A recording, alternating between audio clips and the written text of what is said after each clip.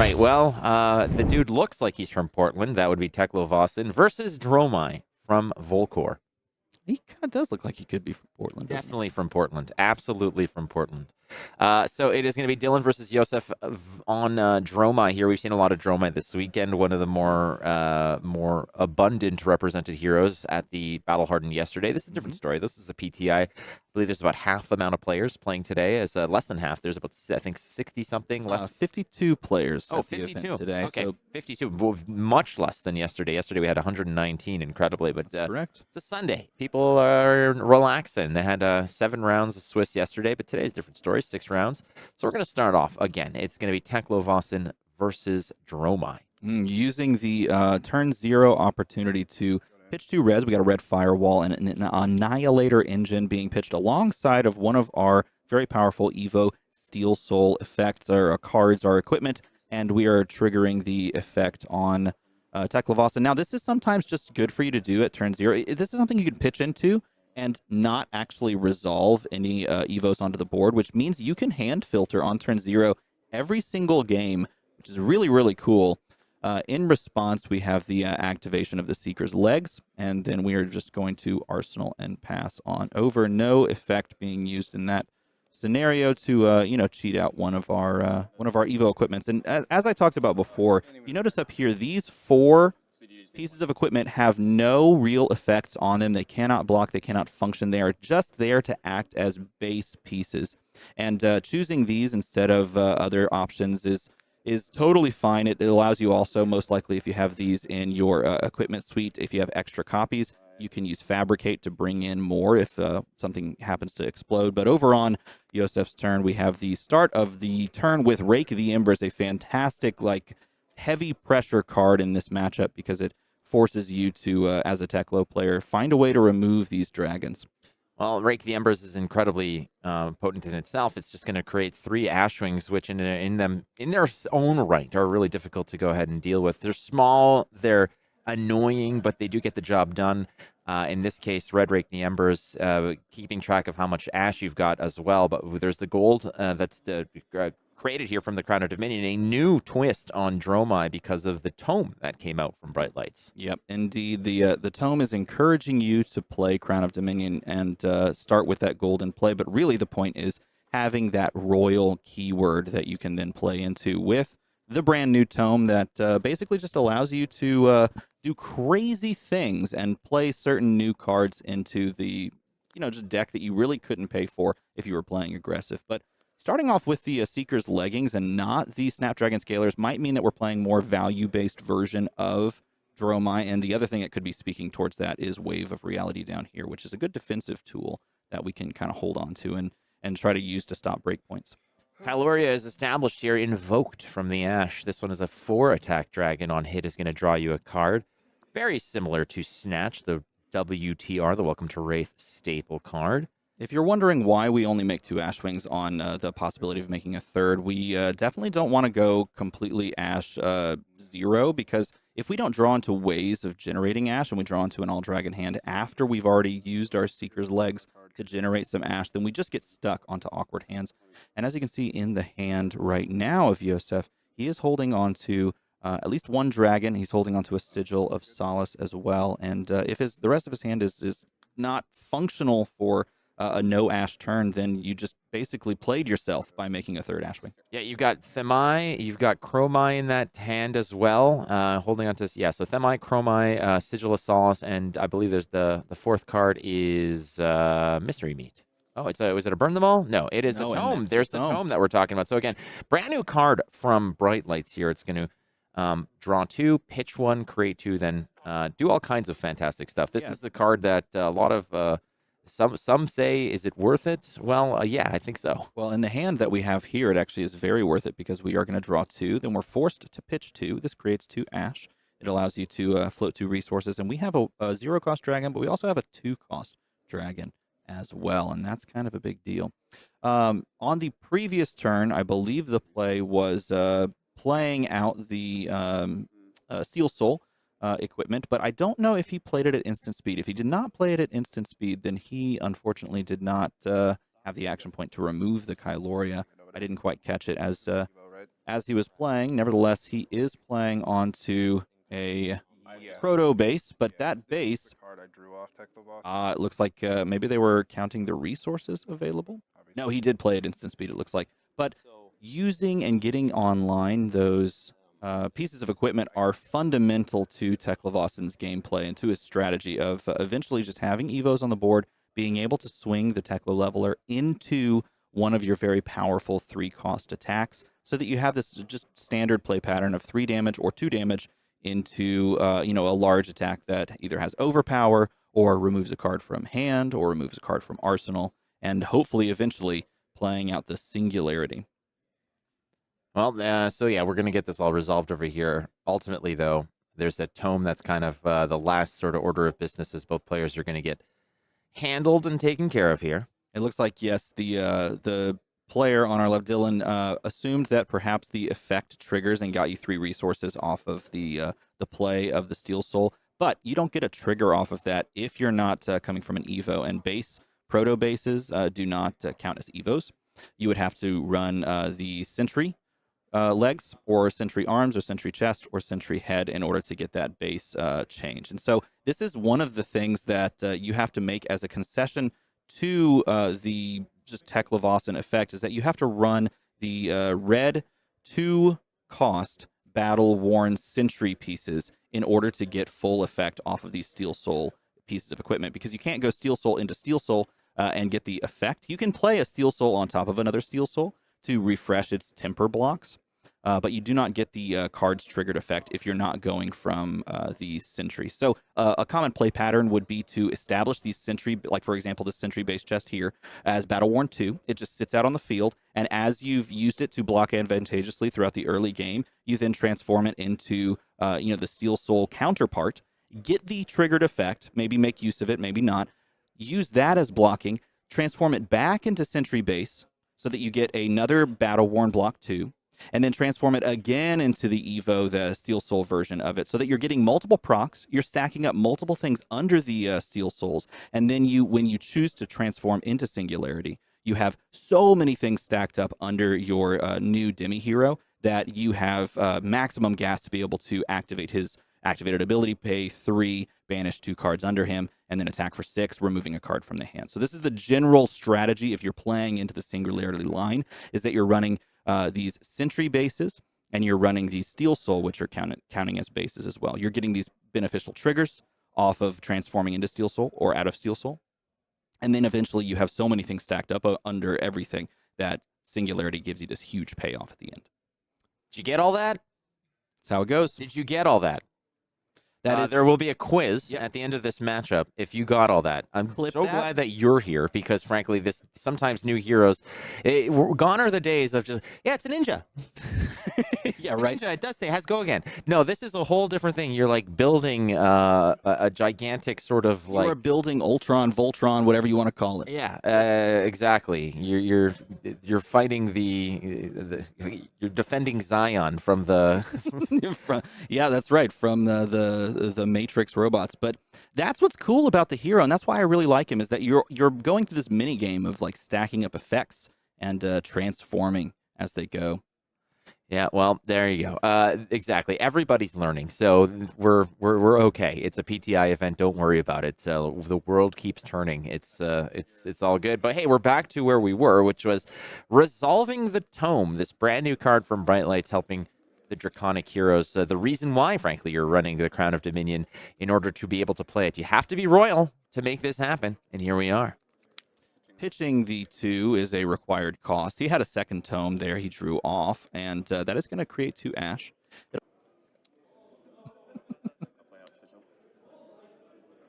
All right. Hey. Test 1, 2. Check, check, check. There we go. Free the Voss boss. See, this is exactly what happened. You guys followed my instructions, which was everybody put a random letter, and you all did it without questioning it at all. Then you put another random letter.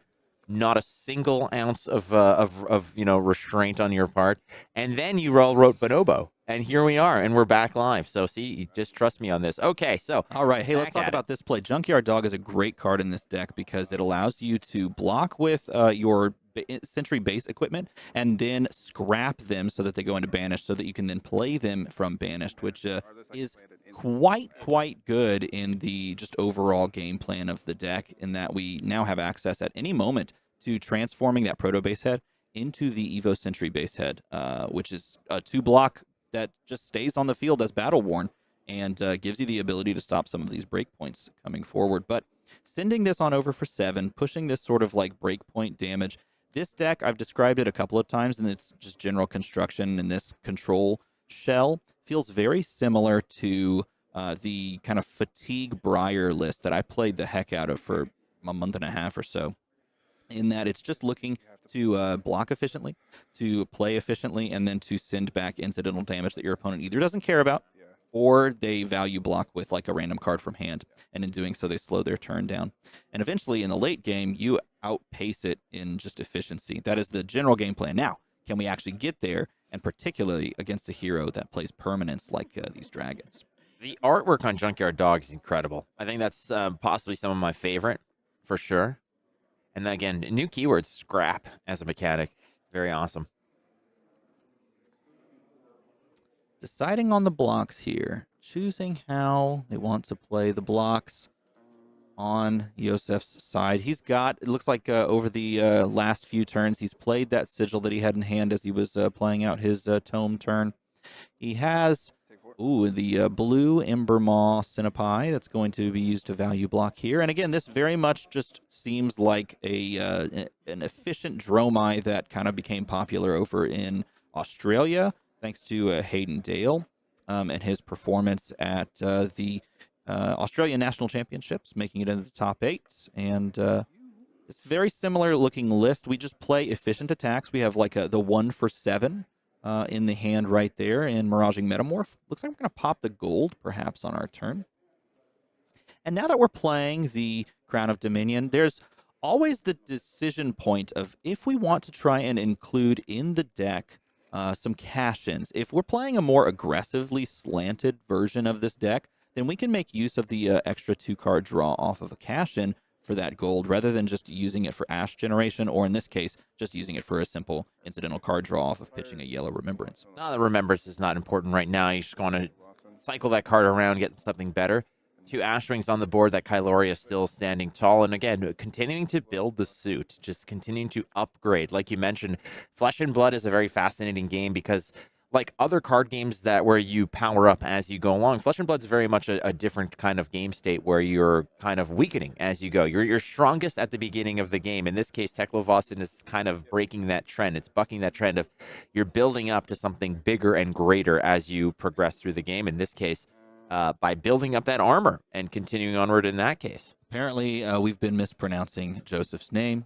Apologies. We just wanted to be as clear as possible. So, from good now on, we'll say Joseph. And if that is incorrect, then we'll point to you, and then we'll all laugh. Oh, you can trust this random Ali. Yeah. Well, we're going to. I'm in. He did say his name is Joseph Mendez. Deal. They're perfect. So we're going to say Joseph. There you go. Joseph There it Mendez is. it is. And Dylan. We should go over there every time and ask them how to pronounce their name. That'd be the Let's solid do it. Continue onward again, 43 to 31. So apparently Joseph is way ahead of the curve here, and we're going to go ahead and throw something in front of this. Busting it up. Why not?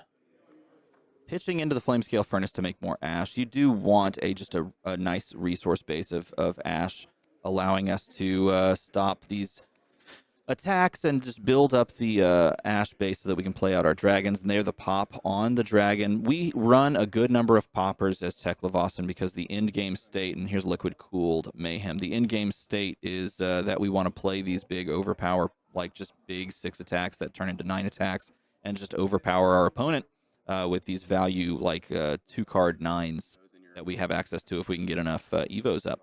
Just the doggo? Yep. Just the doggo. Junkyard D-O-double-G. All right, well,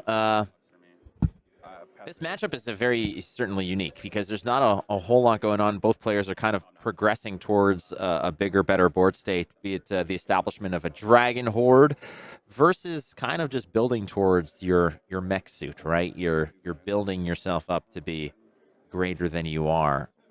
And how long does it typically take to get to that end game? Well, so that's the fundamental question that we have to ask ourselves is how quickly we want to get there. And it depends on how many sentry equipments you run in the deck. If you recognize that a sentry equipment is essentially like a red block 2 if you don't have it in play, and then it becomes a red block 3 when you do have it in play, it's a little contentious because some people will look at that and say, I don't want to deal with that at all. Like, that's just a terrible card in hand. But then if you put it on the board, it is a super integral card to your strategy of being able to just value block across the board. And so if you're running a small amount, then it will take a lot longer because these Evo Steel Soul equipments are super expensive. They are 4 cost, and that is a really tough curve to hit. But if you're running the Sentry bases, then you can actually get to 4 Evos very quickly. Establishment of Dromai here. And with a lot of poppers in that Teklovossen deck, having Dromai out there is a good way to sort of keep that combat chain intact, to keep your turn alive, versus just having it completely busted up. And at instant speed here, we're going to go ahead and upgrade.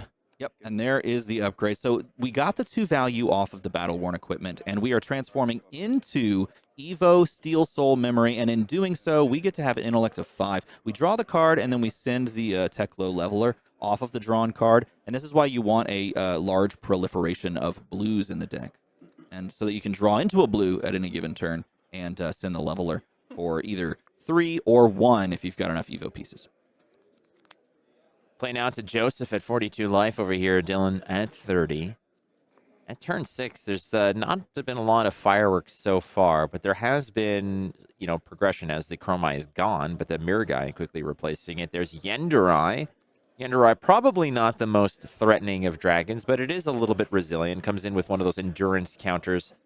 So it is a little harder to get rid of, but still as susceptible to any kind of 6 attack or popper, but a Dromai following suit. Now you are out of Ash, so this is going to be an important aspect that Joseph is going to have to manage. Talking about various different economies, it's not just about pitch value, it's also about Ash economy, an additional little thing that you have to keep track of. So Dromai firing away for 3, swooping in. If this gets popped, you do maintain that action point, so there's no problems there. I think the best case scenario here is to do exactly this. Cover it with Firewall, wait for them to swing a second dragon and pop it. We do have a lot, especially in the construction of this deck, we do have a lot of red, 6 or greater attacks that just cover things up and pop dragons very nicely. So we pop the second dragon, and then we go on over to the other player's turn, because obviously this one's covered up by Mirror Guy. And then we use our Teklo Leveler on that turn to clear the Dromai. Dromai is a must-kill dragon, along with Mirror Guy is a must-kill dragon as well. So you're kind of in this rock and a hard place scenario of how do we remove both. So talk to us a little bit about the difference between something like a defense reaction and a block card, because that seems like there might be some confusion in terms of the 2 different cards. Yeah, so a defense reaction can only be played in the defense or the reaction step of the combat chain as it goes through. A block card is assigned as a block as the blocking cards are played out, and it is a brand new card type to the game as a subtype of cards now that you can play and allow you to play around things like Overpower. They don't play around Dominate, but the keyword Overpower says you can only block with 1 action card, and a block card is not an action card, so it allows you to kind of put down 2 things. But it's in this deck not because it's a block card, it's in this deck because it is a 4 block card. And so we include in Teklovossen, we include things like Fate for Scenes, Sink Belows, Oasis Respite, and notably here, as we saw, the Firewall Red. All right, so Teklovossen here now with 2 Evos up, and which means that his Teklo Leveler will cost 1, and it'll attack for 2, which is not all that impressive. However, the more you get powered up, the more your suit does the work for you. This could eventually be a 3 go again for 1, which is an incredible powerful tool to rely on. However, you have to build towards that. It is something that you have to work for and get to. Yendurai doing some work as well, swinging in for 3. Yeah, the main goal that we want to get to, or the main point we want to get to, is 3 Evos. Because once we get to 3 Evos, we can put together combat chains where we start with the Teklo Leveler for 2 value shots just at our opponent, or at, in this case, the dragons that are on the board, and then follow it up with a powerful, like, 6 or, higher attack. And that is a great point. The issue that I think most faces Teklovossen's right now is that when you're playing toward this this arcane damage end game for any hero that can deal you arcane damage, and you're building your deck for it, you have to basically just give up on the overall singularity plan in favor of running arcane barrier equipment, and we didn't do that from Dylan's perspective, so we have to now accelerate our game plan to a winning state before Burn Them All eats us alive. Okay, well, that gets met halfway, and you do have to protect that total because, like you said, arcane damage sometimes just becomes the de facto strategy for a Dromai player once they figure out that, hey, there's no way to block this. There's no way to get through it. However, there's still a lot of work to be done here for Joseph, as he's only brought Boss Voss down to 29. Dylan has worked towards it, been decently adept at clearing out some of the dragons, but now you've got a whole a variety pack. You've got Miragai, Uvia, Yendurai, and Ashwing buzzing about, all under the watchful guise of a Burn Them All aura that is going to sit there and just sort of smack you a little bit once per turn, which is going to be difficult to digest. Now, it's only going to be one here and there, but that is kind of the insult that is associated with the injury caused by the Miragai, the Yendurai, the Uvia, and all the physical damage that those dragons are going to represent here. As Joseph is I think pretty content to know that he's got a decent horde of dragons at his disposal here. Now, the card that you saw just blocked with there is the protocol that comes down. I believe it's Meganetic Protocol, if memory serves correct. And Meganetic Protocol is actually a really nice silver bullet into a variety of matchups, because as the Evo upgrade, it says the defending hero must defend with this X equipment they control with -1 counters if able, where X is the number of Evos you have equipped. So in certain matchups where your opponent's trying to block advantageously with different pieces of equipment, you can just grab them and blow them up. For example, if we were to play that on our turn after our opponent has made some like advantageous block with Flamescale Furnace, they just lose Furnace in that moment. And it's disgusting and disturbing and terrible. But you know what else is disgusting, disturbing, and terrible? Tome Eltai. Oh, no. Tome Eltai. Yeah, but the danger here is that the top of the deck may not be reds, because we are running some number of blues and yellows in this deck. So we are going to send the Tome Eltai, and this could basically just blow up. It's another silver bullet sort of in this matchup. It could just blow up the one block Steel Soul Memory on top there. Let's see if the reveal. Yeah, this is going to be dangerous again. Sometimes Tome Eltai just makes it happen. Double red. And that, let's see, I think he's going to take the Steel Soul Memory. Going to blow up the Steel Soul Memory. And this is another reason why in this matchup I don't think you can necessarily play for the Singularity flip and the in-game state, because they have the capability of just blowing up your equipment. And instead, you probably want to play towards like AB3 with Visiertronic and the boots, and then just trying to play a bit more aggressively. But the other play around on this is if you're playing Fabricate in your deck, because Fabricate is a Mechanologist instant card, which is a very brand new subtype to the Mechanologist class, and it allows you to go and get a proto base from your inventory. So if you're running more than one proto base, you can actually just say, okay, Tome Eltai did its thing. Now I'm just going to play Fabricate and go get a proto base chest, or a proto base head in this case, and just start all over again. So what's the outcome here in terms of the significance of just blowing up that headpiece? Well, if we're playing to an end game where we're trying to flip Singularity and just push this crazy amount of disruption by taking a card every turn from attacking with the singular Teklovossen hero, then we've just stopped that dead in its tracks. So it could be absolutely huge if the deck is only tailored around doing that one thing. If the deck has more flexibility to play towards like a more aggressive slant, which could be difficult if the construction is in a certain way, then we may just be totally stuck and dead in the water. It just depends on how this deck is constructed and how it will play out over the next few turns. The Annihilator engine that you can see on stream over there, another really cool piece of artwork that does a whole lot of stuff as well. I mean, a 6-cost card is going to be incredible, but again, based on the amount of Evos you have equipped, you just got one less. So that powers down a lot of things. It powers down your weapon. It powers down a lot of the cards, the discounts you get for paying for those cards, etc. And, well, that's the way she goes. So the Dragons, though, have been, sort of pruned out of the sky to a degree. 4 Ashwings, though, is still a problem after a while, and the Yendurai still sitting pretty there. One of the least imposing dragons, but also one of the most enduring as well. I would honestly say that the bigger threat besides Tomeltai blowing up a piece of your Evo equipment is actually just the Ashwings on board. Because as a deck that just wants to play one big attack each turn, like a Bravo, the Ashwings on board represent significant threats because unlike Bravo, all of our cards don't pop dragons. Only some of them do. I know.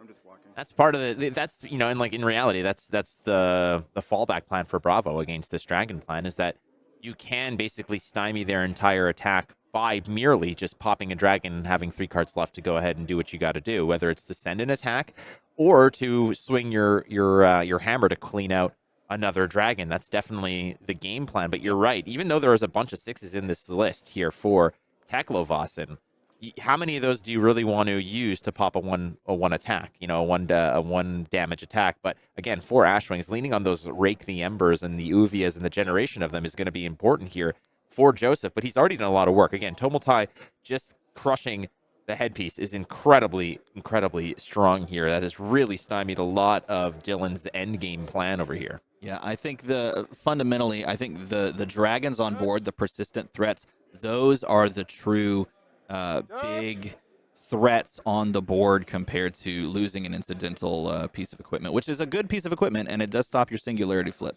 if you're even playing that in this matchup.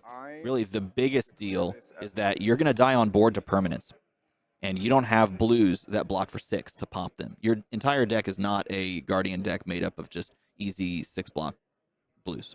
All right, a little judge call over here. They're going to be sorting something out here, but with a passing Mirage of Marigai on board, there's no major threatening dragon at the moment, but there are 2 things that Dylan's going to have to worry about in terms of being able to pop something at some point. But again, you're absolutely right. Ashwings are so unassuming, but they're so menacing because they're so abundant and they become low priority targets. And once they're like little Kadachis, right?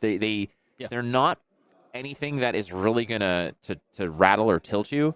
However, over time they do become they add up, right? And they become more than the sum of their parts over time, and that becomes dangerous. Burn them all on 3 triggers now as well. Joseph is, again, playing above rate at 42. It's turn 9, and he's taken negative damage, as it were. He's above rate. He's got plenty of time, plenty of space. Hey, is that Necria? It is indeed Necria. Now, for those of you who are asking in chat why the choice of Proto base and not Cogswork, it's simply...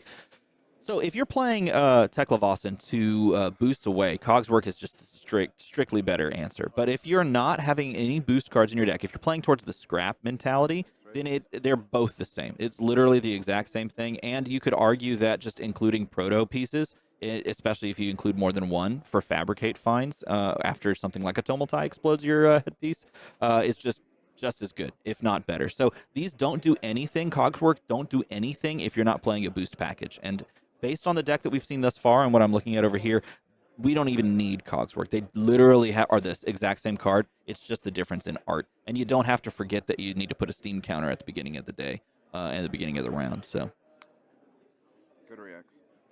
Going right to reactions here. We're going to sink below the damage off the Necria, no problem. Opting, in this case, to sink a card. Covering up Necria here, that's going to prevent the creation of Ash on the hit there. This is the correct sequencing. You're going to start with Necria. That is protected from Phantasm. And then after that, you are going to follow up with the Ashwings. If you're going to pop something, I'd rather you pop this easy to create Ashwing than I would something like a Yendurai. And what I've seen a lot, and playing against Dromai, is where you have an abundance of poppers as a Bravo player. Oftentimes, they'll send their most threatening dragon, protected again by Miragai or Passing Mirage, no problem. And then they'll go all their little Ashwings. And it's really tough because you're like, you want the opportunity to pop something like the Yendurai. Yep. But most oftentimes, the more patient Dromai players will just send all their Ashwings and then stop and say, well, you kind of get a free pass there. And then the player that's holding onto the popper is like, I just lost an opportunity to stop the combat chain. You're just letting the free pass go. Yeah. I want to point this out. I actually do this in Teklovossen. I do run the Cogswork equipment simply because I play a little bit of the mind games and give my opponent the opportunity to think that I am playing the boost package, even though I am playing a control version of Teklovossen, and I'm never going to use those counters. It literally does not function at all. It is essentially just proto, but you do need proto pieces if you want to fabricate in something that was destroyed. So if your opponent gets the ability to just like magnetic shockwave, like all of your equipment that have blocks on them with temper, and then they all explode, well, you can use fabricate to bring protos pieces in. I know that we have like this big debate about Skittles over peanut M&Ms, but I think that the true candy is going to be proto pieces. Oh, I like that. Yeah, What would that taste like? I don't know, metallic, Yeah, I would very think so. alloy-related flavor. Thinking like oil. Yeah, not my favorite. No, No, probably not not. good. Rich, high in iron content though. That is true. Yeah, you Delicious. can, get your daily amount. Pointing out this important piece of information as well is that Burn Them All is just going to win the game because it's on 4 counters right now, and it's just dealing consistent, persistent threats. We're going to send the old Teklo leveler over to a dragon. And that, I believe, is going to be that because we only have 1 Evo up, and that Teklo leveler does not have go again. Think about this though. I mean, Joseph's at 42. Dylan's paying 3, or is it 1 at this point? I think it might be 1 based off the 1 Evo to kill it 1 Ashwing. And in the meantime, here's Joseph dropping a Ravenous Rabble. It's going to get covered up by Fate Foreseen.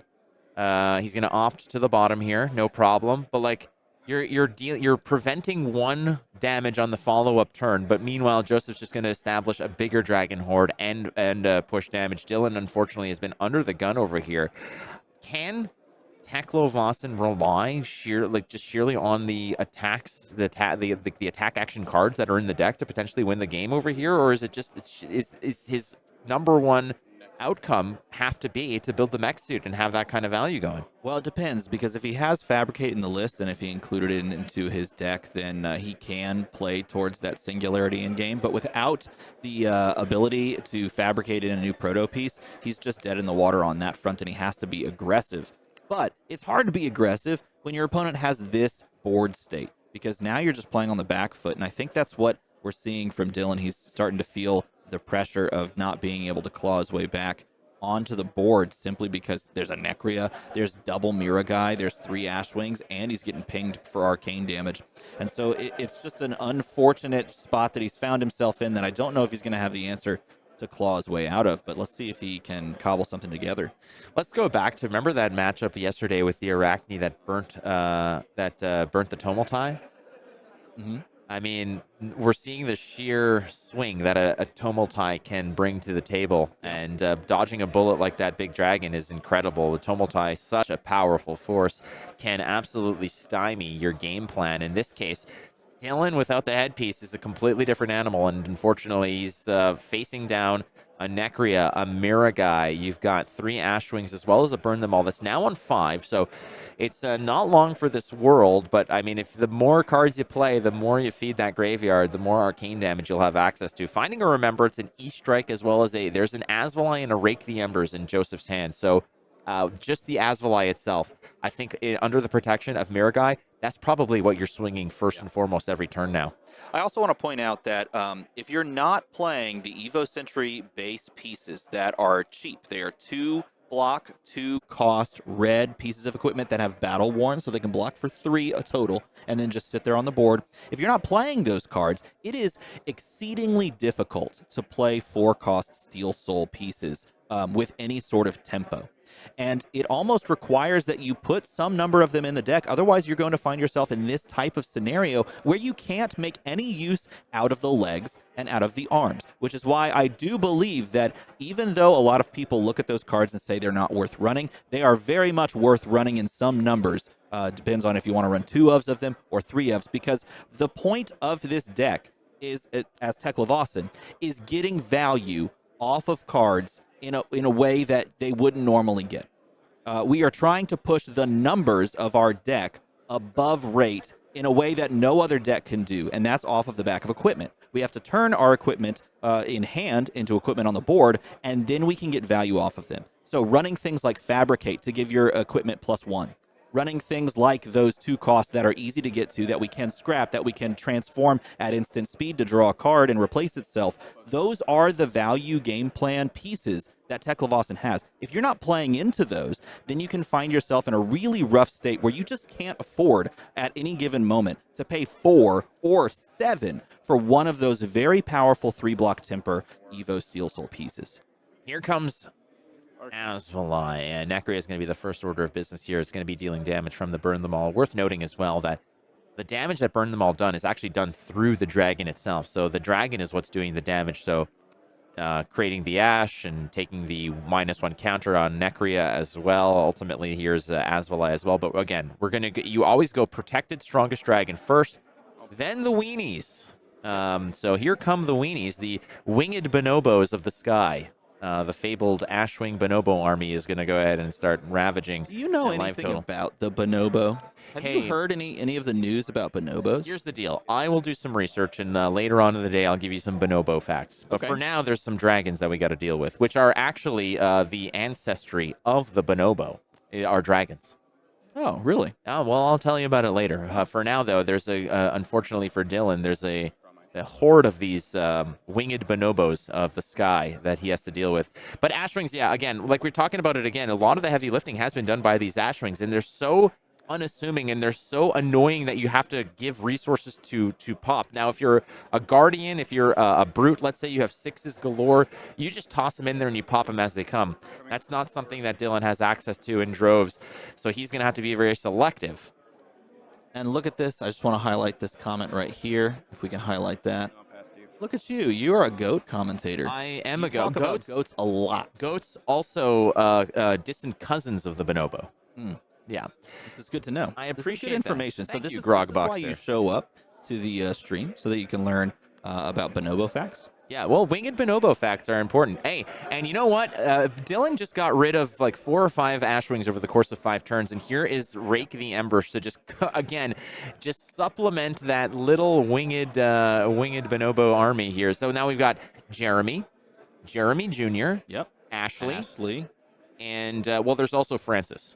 Okay. Yes. I'm glad you remembered Frank, the Doom of Solana. Well, again, I'm not like on good terms with him, so unfortunately to me, he's Francis. Like we're not. I thought you were on great terms with him. That's why you call him Francis. Well, I do it because I show respect where respect is due, and I'm sure Mara Faris will be happy about that. Uvia, again, this one just hatching those Ashwings like crazy. Yeah, if you're in chat wondering where this game went wrong, unfortunately, it is not a great matchup for Teklovossen to be sitting down across from a Dromai that makes permanents that you just can't deal with consistently or over and over again. And you do have to kind of turn the corner at some point and start trying to build up the Evo benefits on your Evo cards that we are using to block, but we've just never found that moment to turn the corner. I probably would have said that this game went wrong in gem pairings. Yeah, pretty no, much. that's No, exactly the that's case. kind of where it went to, and I mean, like this is a huge indicator of just the sheer tilt of which side the board is leaning. And I mean, let's be real here. Joseph hasn't even had a bad feeling, let alone an injury in this entire matchup. Dylan's done his best here, but unfortunately, these dragons are a little too hot to handle here for Boss Voss. Yeah, Evo Steel Soul controller coming down, and that is the arm piece. But you can tell he's feeling the frustration of this, what is essentially a doomed end game state, as the piece goes onto the arms, and it does provide a 3-block. We do have 3-block temper on that, so technically that piece can block for 6 over the course of its life before it explodes, which is great value. But again, it's so prohibitively expensive, and yeah, he's gonna give him the fist bump and move on over to round 2. But I think this is a definite story of how difficult it can be if you're just playing those Steel Soul pieces to try and get those onto the board instead of the Evo Sentries.